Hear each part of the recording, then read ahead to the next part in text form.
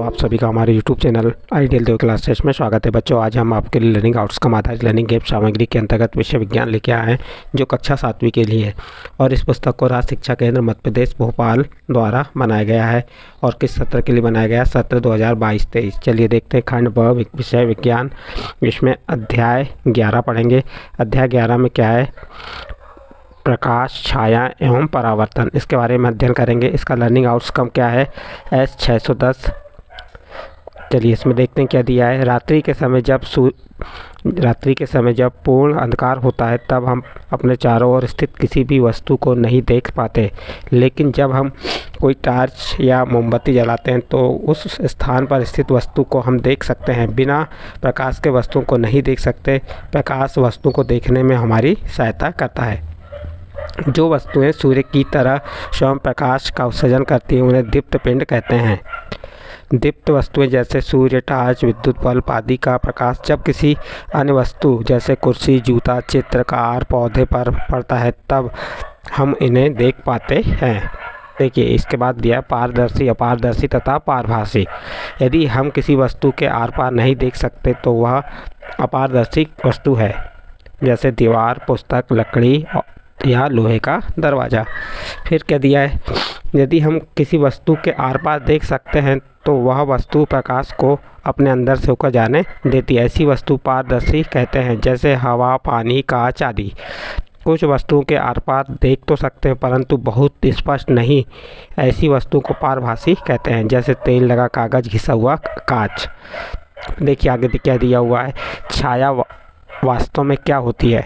छाया कब बनती है? इस पर विचार करने पर हम पाते हैं कि छाया देखने के लिए हमें कोई प्रकाश स्रोत तथा प्रकाश के पथ में कोई अपारदर्शी वस्तु चाहिए, क्योंकि पारदर्शी वस्तु प्रकाश को अपने अंदर से जाने नहीं देती, जिससे उस वस्तु की छाया हमें पर्दे पर दिखाई देती है। हमें छाया केवल पर्दे पर ही दिखाई देती है। ज़मीन, कमरे की दीवार, इमारतें तथा इस प्रकार की अन्य सतहें आपको दैनिक जीवन में दिखाई देने वाली छायाओं के लिए पर्दे की तरह कार्य करती हैं।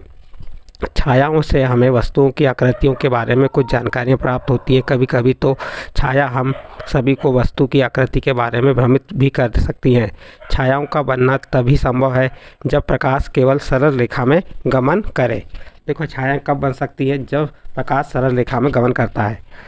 देखिए इसका चित्र दिया हुआ है। ये मोमबत्ती है, ये एक सरल रेखा में गमन कर रहा है यहाँ प्रकाश में, और ये मुड़े हुए पाइप के द्वारा तो ये सरल रेखा में गमन नहीं कर रहा है।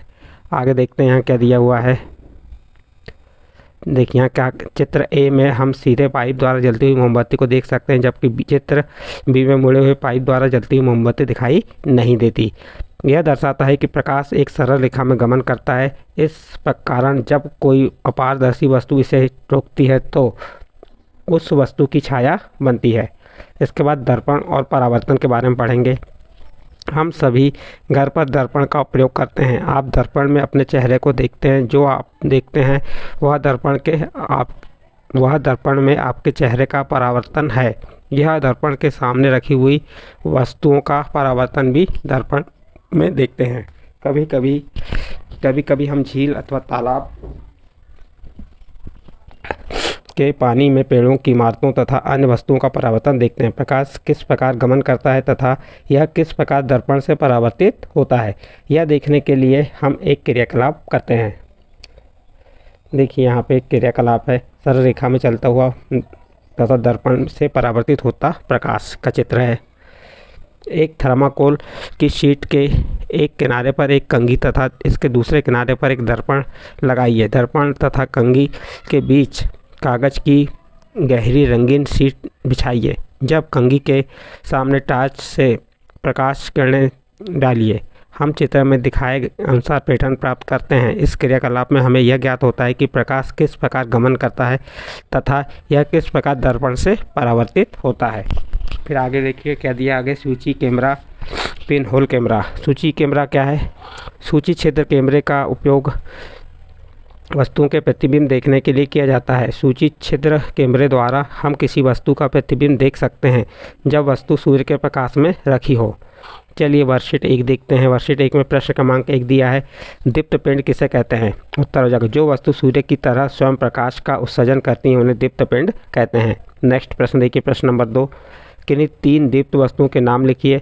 तो 3 दीप्त वस्तुओं के नाम क्या हो गए? सूर्य, टार्च, विद्युत बल्ब। अगला प्रश्न देखिए, पारदर्शी किसे कहते हैं? कोई 2 पारदर्शी वस्तुओं के नाम लिखिए। हम जिन वस्तुओं के आर पार देख सकते हैं ऐसी वस्तुओं को पारदर्शी कहते हैं, जैसे हवा, पानी, कांच आदि। प्रश्न नंबर 4 देखिए, अपारदर्शी किसे कहते हैं? किन्हीं 2 अपारदर्शी वस्तु के नाम लिखिए। हम जिन वस्तुओं के आर पार नहीं देख सकते ऐसी वस्तुएं अपारदर्शी कहते हैं, जैसे रबड़, टेबल, दीवार आदि। प्रश्न नंबर 5 देखिए, पारभासी किसे कहते हैं? हम जिन वस्तुओं के आर पार देख तो सकते हैं परंतु बहुत स्पष्ट नहीं ऐसी वस्तुओं को पारभासी कहते हैं, जैसे तेल लगा कागज़, घिसा हुआ कांच। अगला प्रश्न, अगली वर्कशीट है आपकी वर्कशीट 2। वर्कशीट 2 का प्रश्न क्रमांक 1, छाया बनने के लिए आवश्यक कारक कौन कौन से हैं? तो उत्तर हो जाएगा, छाया बनने के लिए आवश्यक कारक अपारदर्शी वस्तु होती है। प्रश्न नंबर 2 में देखिए, प्रकाश एक सीधी रेखा में गमन करता है, इसे एक क्रियाकलाप द्वारा दर्शाइए।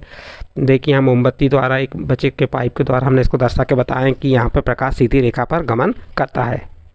आगे प्रश्न देखते हैं, परावर्तन किसे कहते हैं? उत्तर, प्रकाश का किसी तल से टकराकर उसी तल में वापस लौट जाना प्रकाश का परावर्तन कहलाता है। अगला प्रश्न नंबर 4 है, प्रकृति में आप कोई परावर्तन की घटना देखते हैं, वो कोई उदाहरण देकर स्पष्ट कीजिए। हम प्रकृति में कभी कभी झील अथवा तालाब के पानी में पेड़ों, इमारतों आदि वस्तुओं का परावर्तन देखते हैं।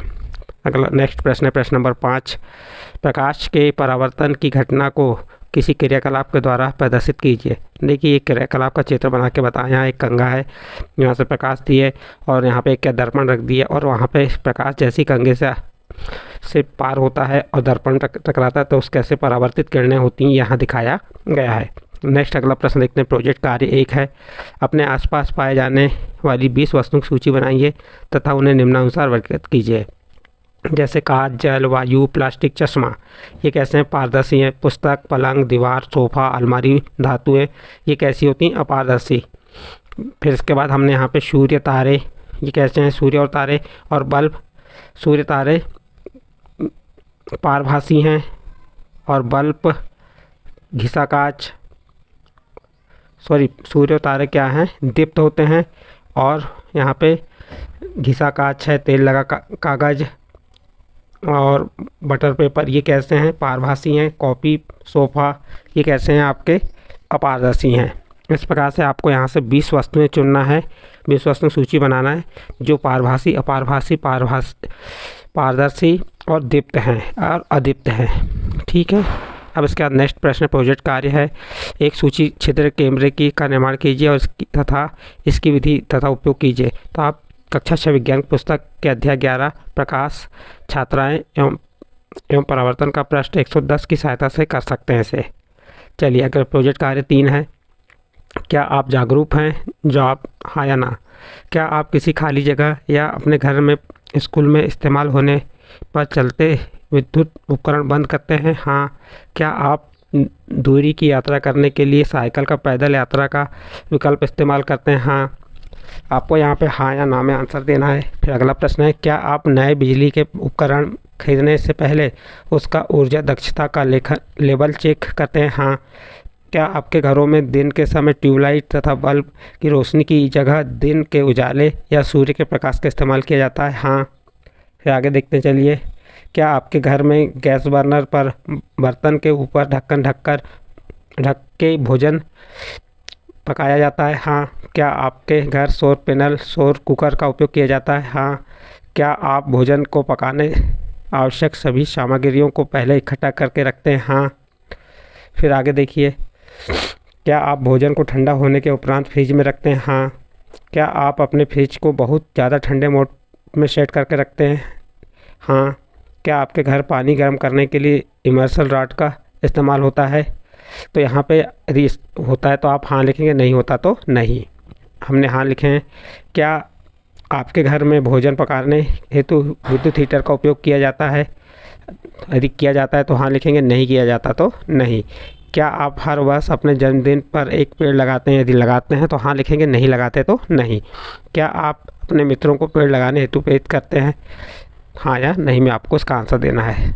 देखिए इस प्रकार से यहाँ पे नंबर 1 हाँ 3 हाँ सुधार की आवश्यकता है, नंबर 5 हाँ सुधार हो रहा है, नंबर 7 हाँ प्रयास अच्छा रहा, नंबर 10 हाँ प्रयास बहुत अच्छा रहा और नंबर 13 हाँ प्रयास उत्कृष्ट। यहाँ पे हमारा नंबर 13 आएगा प्रयास उत्कृष्ट।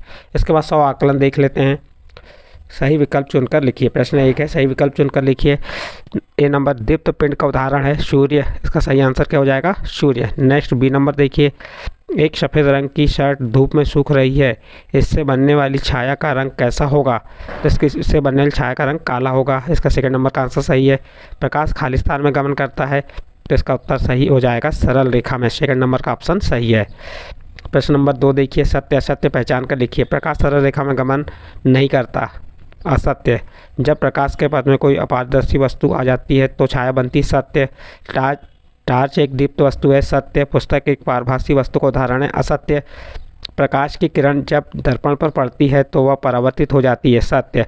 इस प्रकार से सत्य असत्य यहाँ पे कंप्लीट होते हैं। नेक्स्ट रिक्त स्थान की पूर्ति कीजिए कहा है। ए नंबर है, प्रकाश के मार्ग में अपारदर्शी वस्तु आने पर क्या होता है? छाया बनती है, उत्तर क्या आ जाएगा छाया। खालिस्तान दीप्त पिंड का उदाहरण है, सूर्य दीप्त पिंड का उदाहरण है। नंबर सी, खालिस्तान पारदर्शी का उदाहरण है, हवा पारदर्शी का उदाहरण है। और डी नंबर, दर्पण के में हमारे चेहरे का प्रतिबिंब बनता है, दर्पण में हमारे चेहरे का प्रतिबिंब क्या होता है? बनता है। सही जोड़ी देखिए। इसके बाद पारदर्शी को आप सही जोड़ी का मिलान करना है। पारदर्शी क्या हो गया? ये देखिए चश्मे का कांच। अपारदर्शी क्या हो गया? लकड़ी का दरवाज़ा। पारभासी क्या हो गया? कोहरा, परावर्तन दर्पण का। और छाया का बनना, प्रकाश के मार्ग में अपारदर्शी वस्तु आना। इस प्रकार से यहाँ सही जोड़ी आपकी कंप्लीट होती है। नेक्स्ट अगला देखते हैं।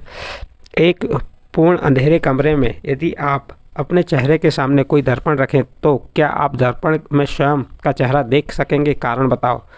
नहीं देख सकेंगे, क्योंकि चेहरा देखने के लिए प्रकाश की आवश्यकता होती है। प्रश्न है, पूर्ण अंधेरे कमरे में यदि आप अपने चेहरे के सामने कोई दर्पण रखें तो क्या आप दर्पण में स्वयं का चेहरा देख सकते हैं? नहीं देख सकते, क्योंकि हमें चेहरा देखने के लिए प्रकाश की आवश्यकता होती है। इस प्रकार से प्रश्न नंबर 5 यहाँ कंप्लीट होता है।